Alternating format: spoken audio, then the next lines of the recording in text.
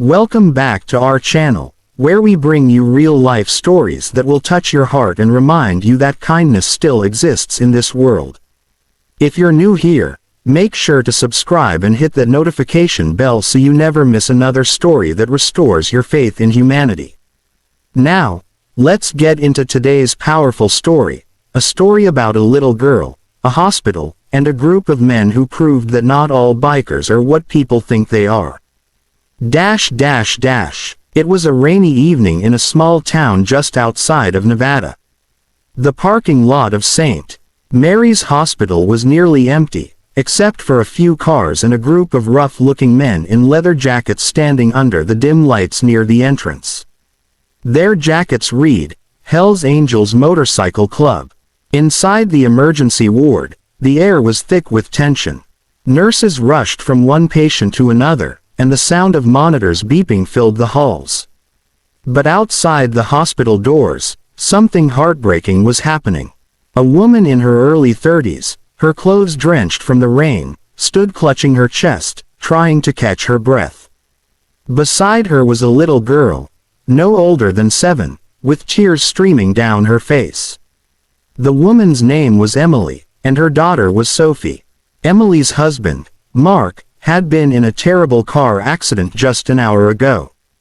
The ambulance had taken him to this hospital, and Emily and Sophie had followed in their old sedan. But when they reached the entrance, the hospital guards stopped them.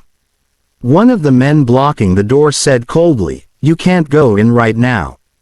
The ICU's restricted. Family has to wait." Emily pleaded, "He's my husband. Please, I just need to see him. I need to know if he's alive." The guard looked annoyed. "Ma'am, rules are rules. You'll have to wait outside until we get word from the doctor."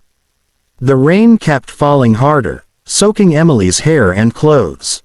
She shivered, clutching Sophie's hand. The little girl looked up at her mom, confused and scared. "Mommy, why won't they let us in?" Sophie whispered. Emily tried to stay strong. "It's okay, sweetheart. They're just doing their job. We'll get in soon." But time passed. 10 minutes turned to 30. Then an hour. Emily's patience was fading, and her heart pounded with fear. She could see the lights flickering inside the ICU through the glass, but nobody came to update her. That's when she heard the deep rumble of engines approaching. From the misty road, a dozen motorcycles appeared, their headlights slicing through the rain. The sound was thunderous. The guards at the hospital entrance shifted nervously. The bikes rolled to a stop right in front of the hospital. One by one, the riders took off their helmets, revealing faces marked by tattoos, scars, and the unmistakable aura of men who had seen a lot in life. At the front of the group was Jack Grizzly Malone, the president of the local Hell's Angels chapter. A towering man with a gray beard and piercing blue eyes. They were there to visit one of their own, Rick, a member who had been injured in the same accident as Mark. As the bikers started walking toward the entrance, Sophie's frightened eyes followed them. She tugged on her mother's sleeve. "Mommy," she whispered, "those men won't let you in. Maybe they can help us." Emily shook her head. "No, honey. They look busy." But Sophie didn't listen. She let go of her mother's hand and ran across the parking lot toward the group of bikers before Emily could stop her. She ran right up to Grizzly, her small voice trembling but loud enough to be heard over the rain. "Sir, please, those men won't let my mommy in the hospital. My daddy's hurt inside, and they won't let us see him." The bikers froze. Grizzly looked down at the tiny girl standing in front of him, her clothes wet, her cheeks streaked with tears. He knelt down slowly so his eyes were level with hers. His rough hands rested on his knees. "What did you say, sweetheart?"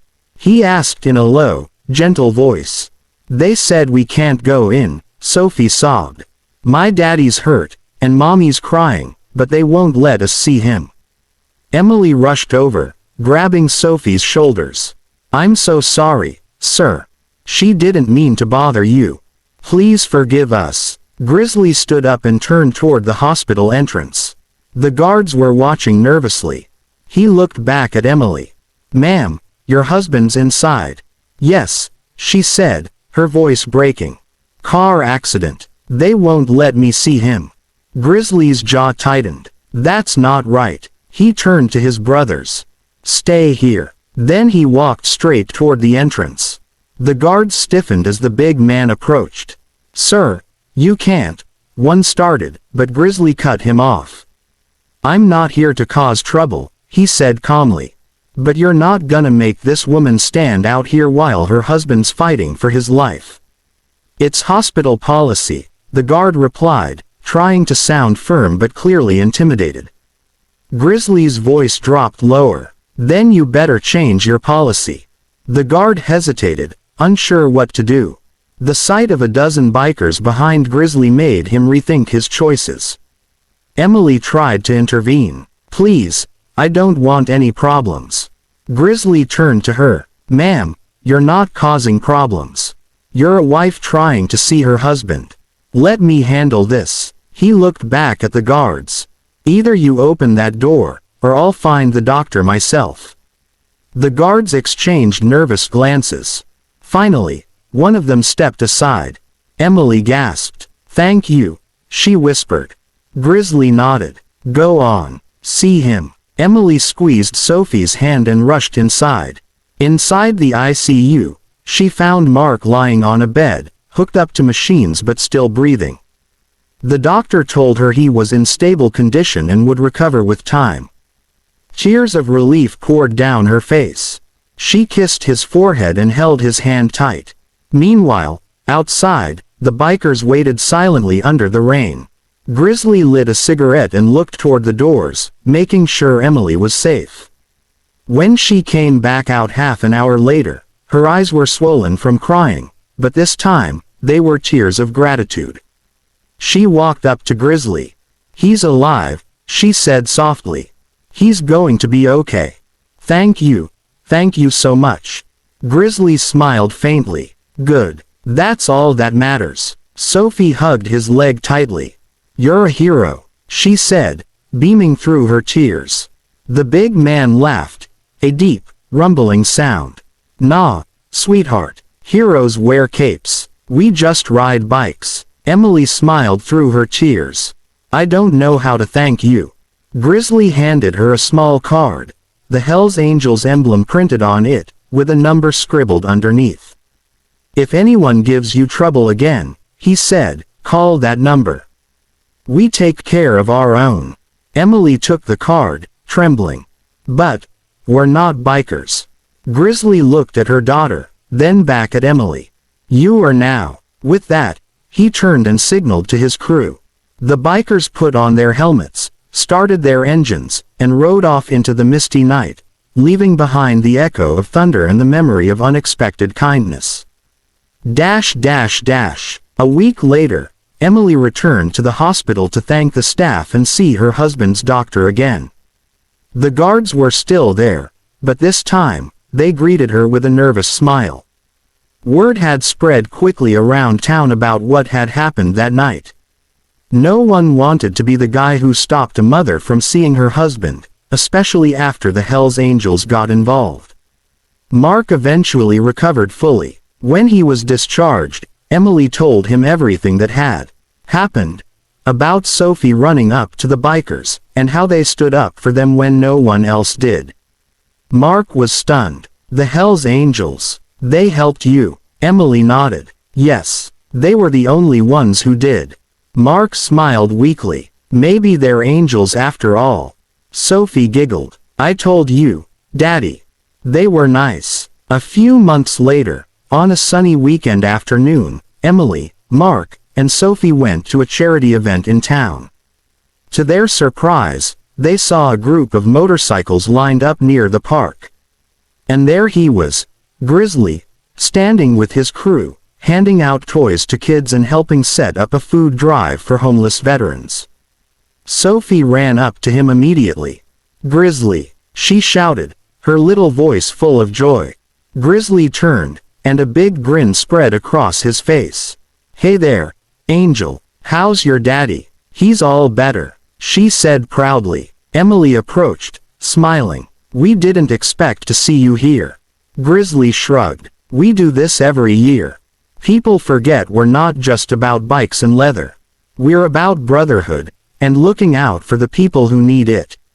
Emily looked around at the bikers laughing with kids and helping families. It was a side of them she never would have imagined. "I don't think we'll ever forget what you did for us," she said softly. Grizzly gave a small nod. "Just promise me one thing. When you see someone struggling, don't walk away. Do something." "That's how it works," Emily smiled. "I promise." Sophie handed Grizzly a small drawing she'd made. A picture of a little girl, her mom, and a group of bikers standing outside a hospital. Above it, she'd written in crayon, "Thank you for helping my mommy." Grizzly looked at it for a long moment, then folded it carefully and put it in his jacket pocket. He looked down at Sophie and said, "That's going on my wall."